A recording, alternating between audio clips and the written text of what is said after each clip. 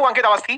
साथियों, हमारे पड़ोसी मुल्क बांग्लादेश के अंदर पाकिस्तान के प्रभाव से हुई घटनाओं में एक ऐसा कारनामा हुआ है कि शेख हसीना, जो कि निवर्तमान प्रधानमंत्री हैं और फिलहाल अपना निर्वासित जीवन भारत में काट रही हैं, उनके खिलाफ फैसला सुना दिया गया है और फैसले में उन्हें फांसी की सजा यानी कि मौत की सजा सुनाई गई है। ये जो आप सड़कें सुनी देख रही हैं और यहाँ पर खड़ी हुई जो पुलिस देख रहे हैं, ये सभी तैयारी है शेख हसीना को मौत की सजा सुनाने की। ये जो तस्वीरें आप देख रहे हैं जिसके अंदर बांग्लादेश की सड़कों पर कोई नहीं है, आप जिस तरह का सन्नाटा आप यहाँ सड़कों पर नोटिस कर सकते हैं, यहाँ पर पुलिस की चाक चौबंद व्यवस्था जो बांग्लादेश में देख रहे हैं, ये तैयारियां थी अपने पूर्व प्रधानमंत्री शेख हसीना को मौत की सजा सुनाने की। आपके दिमाग में उड़ रहे पहला प्रश्न जो उठ रहा होगा वो यही, तो क्या इन्हें अब मौत की सजा मिल गई है? इसका मतलब इन्हें अब भारत से बांग्लादेश भेज दिया जाएगा, नंबर एक। नंबर दूसरा, क्या भारत ऐसा होने देगा? आज के सेशन में हम सारी बातों पर जिक्र करेंगे, क्योंकि शेख हसीना को आज डेथ सेंटेंस दे दिया गया है। और अब अगला प्रश्न यही बनता है कि क्या इस डेथ पेनल्टी के अगेंस्ट शेख हसीना के पास कोई ऑप्शन बचा भी है? क्या भारत उन्हें अब प्रत्यर्पण संधि की पालना करते हुए, एक्स्ट्राडिशन ट्रीटी, भारत और बांग्लादेश के बीच में यह समझौता है कि अगर हमारा कोई अपराधी बांग्लादेश में है और बांग्लादेश का कोई अपराधी भारत में है तो दोनों देश एक दूसरे को उन अपराधियों का एक्सचेंज करेंगे। तो क्या ऐसा करते हुए भारत अपराधियों के एक्सचेंज की नीति अपनाते हुए शेख हसीना को बांग्लादेश भेज देगा? आज के सेशन में हम आपके साथ ये जानकारी साझा करेंगे। साथियों, बांग्लादेश की राजधानी ढाका की एक इंटरनेशनल क्राइम ट्रिब्यूनल में 5 में से 2 मामलों के अंदर, बाकी मामलों में उन्हें उम्र कैद की सजा सुनाई जा चुकी है, लेकिन 2 मामलों के अंदर उन्हें मौत की सजा सुनाई गई है। शेख हसीना जुलाई 2024 के अंदर जो छात्र आंदोलन हुए थे, उनके हत्याओं की मास्टरमाइंड बताई गई और जैसे ही उन्हें यह सजा सुनाई गई, कोर्ट रूम में प्रेजेंट लोगों के द्वारा तालियां बजाकर फैसले का स्वागत किया गया।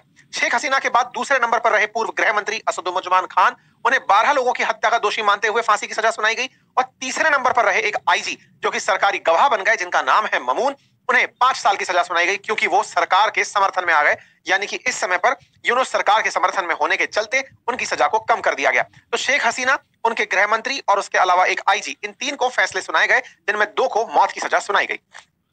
ये कोर्ट रूम का वो नजारा है जिसमें कोर्ट के अंदर प्रेजेंट जो जज है उनके द्वारा फैसला सुनाया जा रहा है। अब यहाँ पर कुछ तथ्यात्मक जानकारी साझा कर लेते हैं। साथियों, बांग्लादेश के अंदर जैसे भारत में सुप्रीम कोर्ट है, ऐसे वहां भी सुप्रीम कोर्ट है, लेकिन कुछ विशेष मामलों के लिए एक कोर्ट बनाई गई थी जिसे इंटरनेशनल क्राइम ट्रिब्यूनल कहा गया था। भारत में भी ट्रिब्यूनल का कल्चर है। भारत में ट्रिब्यूनल कैसे होती है? जैसे नेशनल ग्रीन ट्रिब्यूनल एनजीटी हमारे यहाँ पर है, ऐसे ही सीएटी हमारे यहाँ पर है। तो ट्रिब्यूनल्स हर देश में होती है, या फिर वो देश जो ट्रिब्यूनल फॉलो करते हैं। ट्रिब्यूनल क्या है? कुछ खास मामलों के लिए बनाई गई न्यायपालिकाएं हैं जो उन कार्यों के लिए मतलब महारत रखती हैं। अब इंटरनेशनल क्राइम ट्रिब्यूनल, क्या बांग्लादेश के अंदर कोई अंतरराष्ट्रीय जज आके बैठता है? आंसर है नहीं। तो फिर ये इंटरनेशनल कैसे हो गई?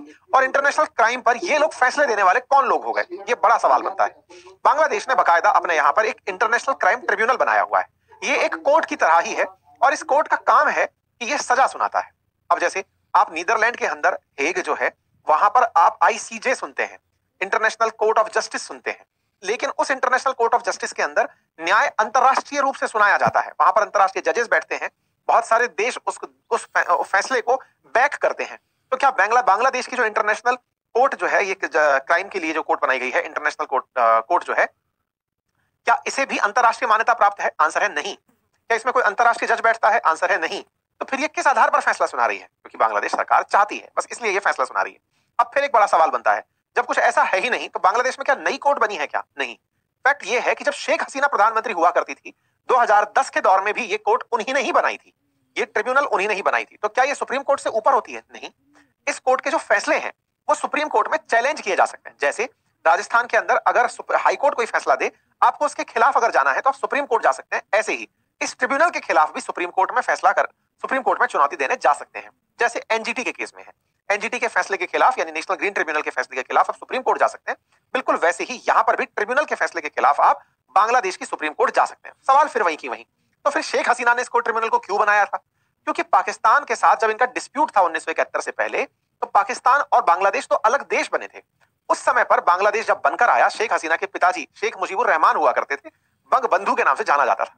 उनके समय में जिन्होंने पाकिस्तान का साथ दिया या बांग्लादेश को सरवाइव कराने में जिन्होंने चुनौतियां पेश की, उनको सजा दिलाने के लिए इनके यहां पर इस इंटरनेशनल क्राइम ट्रिब्यूनल का निर्माण किया था शेख हसीना ने। तो पाकिस्तान का साथ देने पर बहुत सारे कट्टरपंथियों को इसी क्राइम ट्रिब्यूनल के द्वारा सजा दिलाई गई। अगर इसके खिलाफ अपील करनी होती है तो 30 दिन के भीतर ही सुप्रीम कोर्ट में अपील करनी होती है, लेकिन कंडीशन यहां पर यह डाल दी गई है कि जिसे अपील करनी है वो शरीर बांग्लादेश में प्रेजेंट होना चाहिए। आसान भाषा में कहूं तो जब ये कोर्ट फैसला सुना रही है, उस फैसले के खिलाफ अगर शेख हसीना को आवेदन करना है तो उन्हें वहीं पर प्रेजेंट होना होगा, सुप्रीम कोर्ट में जाना होगा। क्या आपको लगता है कि शेख हसीना बांग्लादेश जाकर सुरक्षित रह पाएंगी? क्या पुलिस उन्हें गिरफ्तार नहीं करेगी? तो इसका मतलब यह हुआ कि अपील का अधिकार तो है, लेकिन उसे वो एग्जीक्यूट नहीं कर सकती। ऐसे में क्या इस कोर्ट के द्वारा सुनाया गया फैसला भारत पर बाध्यकारी है? आज के सेशन में हम इस पर चर्चा करेंगे। फिलहाल के लिए बांग्लादेश ने जिस तरह से इसकी प्रस्तुति की है, आप उसे एक बार देखें। यहाँ पर इनके कॉलेजेस के अंदर बाकायदा बिग स्क्रीन लगाकर इस ट्रिब्यूनल के फैसले को सुनाया गया।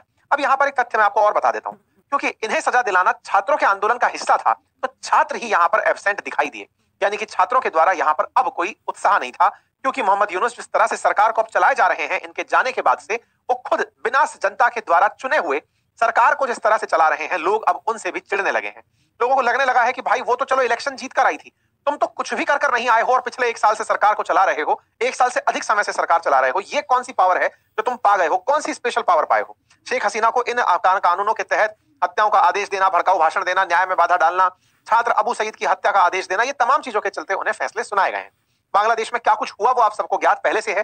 पिछले साल की बात है, जून से लेकर के अगस्त के बीच में बांग्लादेश में छात्रों का प्रोटेस्ट रहा, जिसके चलते बांग्लादेश में सरकार ने जब दमन करने का प्रयास किया, छात्र उग्र हो गए और उनके खिलाफ प्रधानमंत्री के खिलाफ हो गए। प्रधानमंत्री देश छोड़कर भागी और भारत में शरण ली। भारत में बाकायदा उन्हें पूरी तरह सुरक्षित रखा गया और इसी के खिलाफ जो छात्र यूनियन थे, उन्होंने एक अर्थशास्त्री को, जो कि नोबेल पुरस्कार कभी पाया हुआ था, उन्हें अपने देश के अंदर कार्यवाहक राष्ट्र अध्यक्ष बना दिया कि चलाइए, आप मुख्य सलाहकार बन के देश चलाइए। बाकायदा इनके पीछे फिर पीछे से केसेस चलते रहे। केसेस की पूरी कहानी इंटरनेशनल क्राइम ट्रिब्यूनल के अंदर चलती रही। क्या ध्यान देने योग्य बात यह है कि कोई भी न्याय तब तक न्याय की श्रेणी में सुसंगत नहीं होता जब तक जिस पर आरोप है उसे सुनने का मौका ना दिया जाए, उसे बोलने का मौका ना दिया जाए। यहाँ पर शेख हसीना के खिलाफ फैसला तो सुना दिया गया है, लेकिन इस पूरे मामले में शेख हसीना की तरफ से कोई भी व्यक्ति इस इंटरनेशनल क्राइम ट्रिब्यूनल में प्रेजेंट ही नहीं था। तो ये एक तरफा फैसला था जो बांग्लादेश में आया। इसका अर्थ यह है कि इस कोर्ट को अपनी तरफ से यह फैसला देना ही था, इसलिए उन्होंने इस फैसले को दे दिया है। और यह पहले से विदित था कि शेख हसीना अगर उड़कर ना आती तो उन्हें उन्हीं के आवास में मार दिया जाता। ये तो खैर 1 साल बाद सही, 1.5 साल बाद सही, इनके खिलाफ फैसला आया है और उस फैसले में भी मारने की बात की गई है। यानी इंटेंशन इनके खिलाफ, उनके जो इनके विरोधी हैं, उनके अभी तक नहीं बदले हैं। इनके अटॉर्नी जनरल का कहना है कि अब उनको गिरफ्तार करने के प्रयास किए जाएंगे। अब बड़ा सवाल यह है, अगर नहीं हुई तो बोले इनकी सारी प्रॉपर्टी जब्त कर लो, जहां जहां भी शेख हसीना और उनके परिवार से जुड़ी संपत्ति है उसे जब्त करने के आदेश दे दिए गए हैं। तो क्या इंटरनेशनल क्राइम ट्रिब्यूनल को भारत मान्यता देता है? आंसर है नहीं। इस इंटरनेशनल क्राइम ट्रिब्यूनल का क्षेत्र अधिकार केवल बांग्लादेश है। नाम इंटरनेशनल लगाकर इन्होंने इसे थोड़ी सी रीच ज्यादा दिला दी है, क्योंकि ये बांग्लादेश का अपना प्रोडक्ट है, इससे अपने को कोई लेना देना नहीं है। इन्होंने खुद बनाई थी और शेख हसीना के खुद के किए कर्म थे जो इस तरह की ये चीज बनाकर आई थी। खैर